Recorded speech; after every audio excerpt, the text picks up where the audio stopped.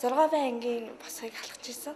Тэрнээс хойш одоо 20 жилийн үр үзээд 8 ангид сурагч болж байгаа. Гараа илүү их үр дүнтэй бас илүү их чармаалттай бас илүү их мэдүүштэй тийм 2 жилийг ардаа өнгөрөөлөө.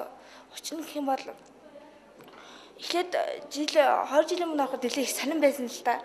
Яагаад гэвэл сургууль гэдэг орчин би одоо яг жоохон мартаж тийшээ хандж ийсэн. Гин тэгээд ингээд шал өөр орчин намайг хөтөж авсан. Одоо л алцсан өөр болсон. Яагаад гэвэл манай сургуулийн хүүхдүүдийн бараг одоо илүү хувь нь 100-аас бараг 70-80% нь одоо эрүүл хүүхдүүд байдаг.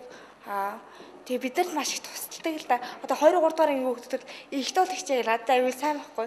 Их дуу тэгчээ энийг түшээх үү, яах вэ, ийх үү гэж надаас илүү бараа санаа тавиал. Тэгээл зарим нь ирээд надаас хичээлээ асуу. Тоол хичээ та надаар ирээ хэлээд өгөөч гэхэд их гоё дээ. Тэгээд одоо болохоор би ахлах ангийнхантай нэлээд их нийлж байгаа штэ. Ахлах ангийнх маань бас нэлээд намайг дэмжтэй шалматаар гарахад түшээл гаргаад өгдөг байхгүй юу. Тэгэхээр их манай сургууль бусад сургуулийг бодвол давуу тал илүү ихтэй бас илүү их давуу талтай. Тэгээд дээрэс нь нөгөө сургуулийн чанар маш их сайтай сургууль гэж би хувьдаа боддгийг. Манай сургуулийг төгсөж байгаа ихэнх хүүхдүүд ихтэй сургууль бол чармаалттай их сайн орж байгаа. Сайн гэхэд л 14 анги их сайн төгссөн. Тэгэхээр сургуулийн чанар их сайтай, нийгэм ажилтнаа их сайн ажилтдаг, багш нарын үнэлэмж их сайтай, чадвар их сайтай. Тийм багш нар байдаг. АИФА байгууллагын дэмжлэгтэйгээр Чингэлтэй дүүргийн тэгш дүүрэн хороо, дүүргийнхээ цэцэрлэгийн эрхлэгч багш нарыг сургалтанд хамруулж, улмаар цэцэрлэгийн анги тэнхимийг хөгжлийн бэрхшээлтэй хүүхдүүлэн авах боломжоор хангаж, тогтчулж өгсөн нь үр дүнгээ өгч эхэллээ. Хөгжлийн бэрхшээлтэй нэг ангитай энэ ангийг минь Италийн засгийн газрын бус АИФА байгууллага энэ ангийг минь тогтчулж өгсөн. Энэ ангид бол нэг 6 хөгжлийн бэрхшээлтэй хүүхэд явдаг. Хөгжлийн бэрхшээлтэй иргэдийг сэргээн засах сургалтанд 3 багштайгаа бид дөрүүлээ хамрагдсан. Манайд одоо энэ хүүхдүүд анх ирж байхдаа ерөөсөө ярьж чаддгүй, хоолойч зүг идэж чаддгүй, гар нүрэж угааж чаддгүй хүүхдүүд л анх ирж ирсэн. Одоо бол энэ 3 сарын хугацаанд бол хүүхдүүд маш амжилттай одоо ярьж чаддаг болсон, юмыг сайн ойлгодог болсон. Анх бол их л хэцүү хүүхдүүд ерөнхийдөө цэцэрлэгт огт явж байгаагүй.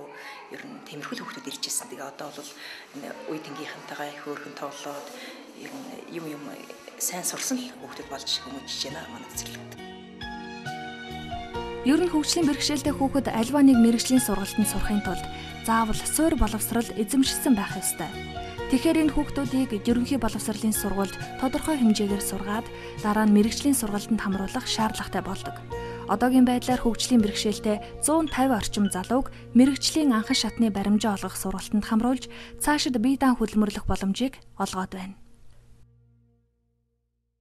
Хөгжлийн бэрхшээлтэй иргэдийг мэрэгжлийн сэргээн засалт гэдэг энэ чиглэлээр бол үйлчлэгээ үзүүлэхийн нийгэм хамт олон тулгуурлан сэргээн засах гэдгийн одоо нэг чиг үүрэг байж байгаа.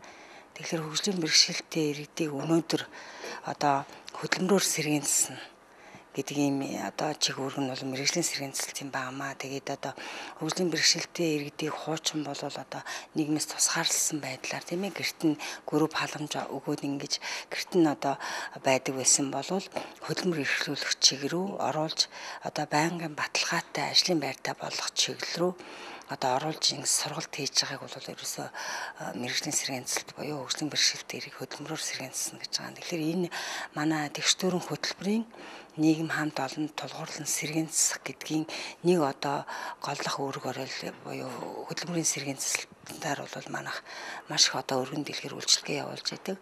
Одоо бүр 15 6 дахь жилдээ үйл ажиллагаа явуулж байгаа тэгш дүүрэн хөтөлбөр байна. Энэ хугацаанд бол маш олон хөгжлийн бэрхшээлтэй иргэдэд бол мэрэгжлийн анхан шатны чиг баримжаа олгож, ажлын байртай болгож, хамт олонтой болгож, орлогын их өсвөртэй болгож байгаагаараа л бидний энэ тэгш дүүрэн хөтөлбөрийн одоо гол зорилго оршиж байгаа. Тэгээ энэ дэрч бид нар хүрсэн үйл ажиллагаа бол явуулж чадж байгаа.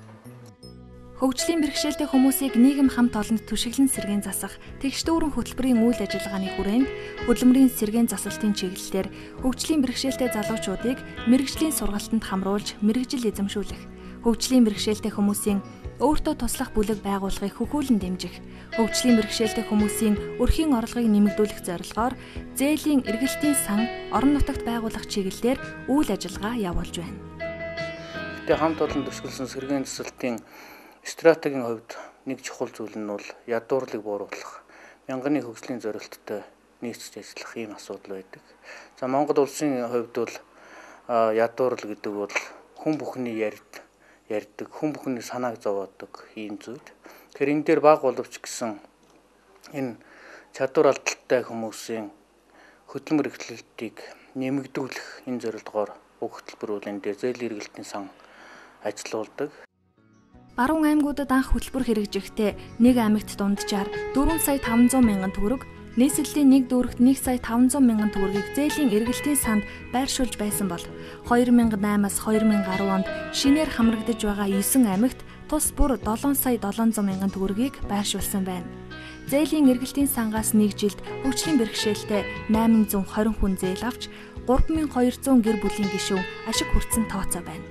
2010 оны байдлаар зээлийн эргэлтийн сангийн хөрөнгө 165 сая орчим төгрөг болж өсжээ. Орхон аймаг анх зээлийн эргэлтийн сандаа 4 сая 500 мянган төгрөг авч байсан бол өнөөдөр 13 сая төгрөг болж өссөн байх жишээтэй. Эдүгээ 109 аймагт зээлийн эргэлтийн санг яг ийм байдлаар зохион байгуулж байна. Зээлийн хүүн 2.5% бөгөөд одоогийн орлогын 50%-ийг тухайн аймгийн тэгш дүүрэн хорооны үйл ажиллагаанд дотоод журмын дагуу зарцуулдаг. Хөгжлийн бэрхшээлтэй иргэдийг бол ерөөсөө өөрийн гэсэн байртай, ажлын байртай байх нь зүйтэй гэж үзсэн. Ингээд хөгжлийн бэрхшээлтэй иргэдийн нийгэмлэгт аймгийн засаг даргын балансанд одоо байр авч өгөөд одоо энийг тэгшдүүрэн үйлдвэр үйлчлэгийн төвөд нэрлэж байгаа. Энд бол хөгжлийн бэрхшээлтэй 20 гаруй иргэд ажиллаж хөдөлмөрлөж байгаа. Энэ тэгшдүүрэн үйлдвэр үйлчлэгийн төвийг цаашд ажилуулахад бол АП байгууллага маш их дэмжлэг үзүүлсэн. Анх манай тэгшдүүрэн хөтөлбөрийн үйлчлэгээний төвийг ажилуулахад 5 сая төгрөгийн одоо анхны тоног төхөөрөмжөнд авч өгч засвар үйлчлэгийн нэг засч сайхан болгож ирсэн. Дараа нь манай хөгжлийн бэрхшээлтэй иргэдийн нийгэмлэгийн дарга цэрэнд орж ахлагчтай одоо 10 хөгжлийн бэрхшээлтэй иргэний Монгол эсхийг гэсэн төсөл мөн 2.5 сая төгрөгийн санхүүжилтийг олгосон. Дээрээс нь хөгжлийн бэрхшээлтэй иргэн одоо хонгорын сор хоршоо гэж анх байгуулагдаад одоо энэ хонгорын сор хоршооны нэг бол одоо манай тэгшдүүр хороо өгчээсэн. Тэгээд тэндээ бол ажлын байраар одоо хөгжлийн бэрхшээлтэй иргэдийг хангаад мөн ялгаагүй АП байгууллагаас сая 200 мянган төгрөгийн санхүүжилтийг олгож ирсэн. За дараа нь хамтын хүч гэсэн одоо мужаа мөн наан бол сувнер урлагийн ийм хэсэг бүлэг хүмүүс нийлээд хамтын хүч нэртэй мөн өөртөө туслах бүлэг үүсгээд тэр тэгшдүүрэн үйлдвэр үйлчлэгийн төв дээр бас ингээд 10 гаруй хүн ажиллаж байгаа. Эднэрт бол сая 900 мянган төгрөгийн ийм хөрөнгө оруулалтыг хийж өгсөн юм аа. Ингээд энэ хөрөнгө оруулалт бол дандаа буцалтгүй ахиж авдаггүй тэр хүмүүсийн бүр амжиргааг нь дээшлүүлэхэд зориулагдж идэг юм байна. Тэгэхээр энэ сан мөн ялгаагүй хөгжлийн бэрхшээлтэй иргэдийн хөдөлмөр эрхлэлтийг дэмжих зорилгоор зээлийн эргэлтийн сан манад 2000 онд байгуулж өгсөн. Энэ манд анх байгуулалтаа 3 сая төгрөг орж ирсэн. 2001 онд сая 200 мянган төгрөгийн санхүүжилтийг олгосон. Одоо манай 2008 оны байдлаар бид нэр 185 хүнд энэ мөнгийг олгоод энэ манай зээлийн эргэлтийн сан бол одоо хөгжлийн бэрхшээлтэй иргэдийн хүмүүсийн төлсөн зээлийн хүүгээр өсөж идэг.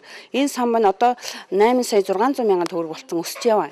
Энэ юу вэ гэхээр зэрэг манай одоо зээлийн хүү бол зарим нь одоо 2.5 таа байгаа энэ хүү өндөр байна гэдэг бол энэ бол зээлийн эргэлтийн сан маань банк биш. Энэ бол хөгжлийн бэрхшээлтэй иргэн өөрөө зээл аваад нөгөө хөгжлийн бэрхшээлтэй иргэдэд тусалж байгаагаараа маш онцлог байдаг. 2009 оны 8 дугаар сард Италийн AIFO байгууллагын удирдах зөвлөлийн гишүүн ноён Сержо Завини дэд ерөнхийлөгч хадагта Эммануэль Макоти тэргүүтээ төлөөлөгчд Хэнти Сүхбаатар аймгийн тэгш дүүрэн хорооны үйл ажиллагаатай танилцах аялал хийсэн. Зүүн аймагуудад хэрэгжиж байгаа малын эргэлтийн сангийн төсөл нь хөгжлийн бэрхшээлтэй иргэдийн амжиргааны чухал хэрэглэгдэхүүн болж байна. Аймагуудад байгуулагдсан тэгш дүүрэн хороонд өөрийн аймгаасаа 3 сумыг сонгож аваад тус бүртэн 100 ямаа өгөх бөгөөд суманд 100 ямаага 20-20-оор нь 5 айлд өгөх жишээтэй.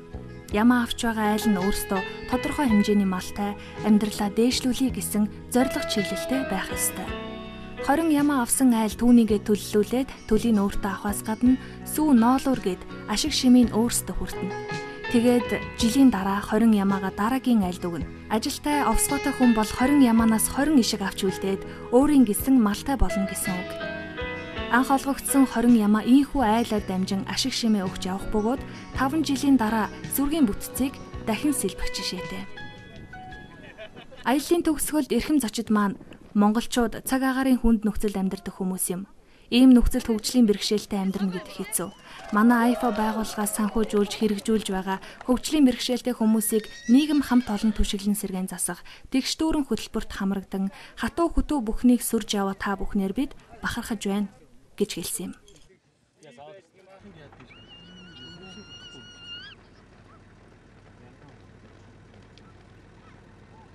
Хөгжлийн бэрхшээлтэй хүмүүсийн нийгэмд бие даан амьдрахад нь нөлөөлөх бас нэгэн хүчин зүйл нь орчны саад татварыг арилгах явдал юм.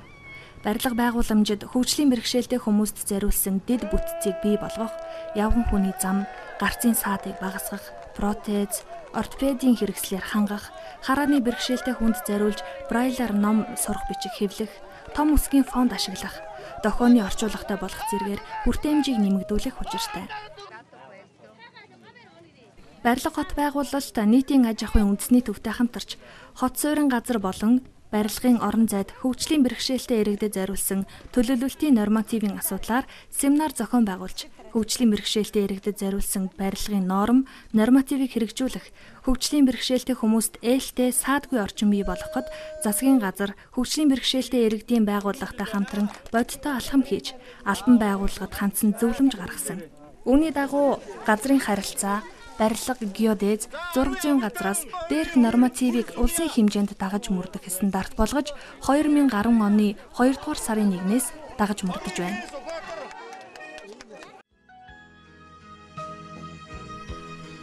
Хөгжлийн бэрхшээлтэй хүүхдүүдийн дуу хоолойг төр засгийн удирдлагад хүргэх зорилготой Монголын хүүхдийн нэгдсэн чуулганыг Европын холбоо, Италийн АИФО байгууллагын санхүүжилтийн хүрээнд хүүхдийн төлөө газартай хамтран 2 жилд нэг удаа уламжлал болгон зохион байгуулж ирсэн. Энэ жилийн 3 дахь удаагийн чуулган Монголын хүүхдийн байгууллага үүссэний 85 жилийн ойг тохиолдуулан 2010 оны 5 дугаар сарын 5-наас 6-ны өдрүүдэд болж өнгөрлөө.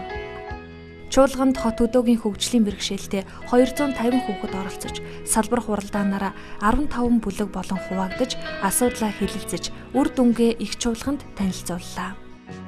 Чуулганы шийдвэрийг үндэслэн асуудал боловсруулж засгийн газарт хэлэлцүүлэхээр ажлын хэсэг ажиллаж байна. За энэ чуулганаар бол юу хэлэлцэж байна вэ гэхдээ зэрэг хамгийн нэгдүгээр хүүхдийн эрхийн тухай конвенцийн 44 дугаар зүйл дээр бол нүүбийн хүүхдийн эрхийн хороо Монгол улсын засгийн газар төгссөн зөвлөмжийг бид нэгдүгээр танилцуулж хэлэлцэж цаашид юу хийх вэ гэдэг талаар бол энэ дээр бол ярилцж байна. Бид нар сая энэ хүүхдүүдтэйгээ нөгөө бүлэг бүлгээрээ хуваагдаж нэг асуудлын сэдв болгож авч дотор нь одоо бие биенийхээ сэтгэлдлийг бичиж ярилцлаа л да. Тэгээд манай одоо багийн сэдв болохоор амьдралын орчин тэр одоо баян ядуугийн ялгаа гэдэг сэдвээр ярьсан байгаа. Олон хүүхдээс зөндөө олон санаа гарсан. Тэр санаануудын дундаас бол хамгийн сайн тэр нөгөө юу ис хүүхдүүд эцэг эхчүүд хүүхдүүд ерөөсө хоорондоо ярилцах цаг байдгүй. Өөрсдөө хичээж мэрийгээд ажил төрөл хийгээд амьдралаа босгоё гэд үнэхээр сэтгэлтэй тийм юутай байд зориг тавиад амьдрч чадах юм бол заавал тэгэд баян ядуугийн ялгаа яриад шаардлагач байгаа юм уу те. Тэгээд эцэг эхчүүд ер нь ажил гээд хүүхдтэй ер нь анхаарал бага тавьдаг юм болов гэсэн асуудал. Нөгөө хүүхдэд анхаарал бага тавьснаас болж хүүхдүүд нөгөө муу буруу юм руу татагдах. Тэрнээс болж хүүхдүүд муу юм руу орсноор одоо нөгөө нэг гимт хэрэг хүн санаандгүй байдлаар гимтэх тэр асуудлууд бол орж байгаа. Одоо хөгжлийн бэрхшээлтэй иргэдийн тухайд гэх юм бол бид нарт одоо ингээл хэр баргийн дэлгүүр хорцоогоор ороход ч юм уу те одоо тийм нөгөө ийм шат үүдэн штэ тэрэгэн зэртэй хүмүүс явах шат хэр баргийн газар байхгүй байна. Хамгийн гоё бүжгэлтэй. Гадуур тэлэхгүй байх. Тэгээд хичээлээ дараад хитэрх. Тэгээд гадуур ял үрээ хүмүүстээ хараад байгаа. Тэгвэл тийм зөвлөгөө байна. Тэгээд миний зүгээс бол одоо хүүхдүүдтэй уриалах зүйл гэвэл хүүхдүүдээ те эцэг ихтэй хайр халамжтай найз нөхөдтэй үнэнч ер нь л хүн болгон л өөрөө өөрийнхөө дотор зоригтой зорилгоо тэмцэж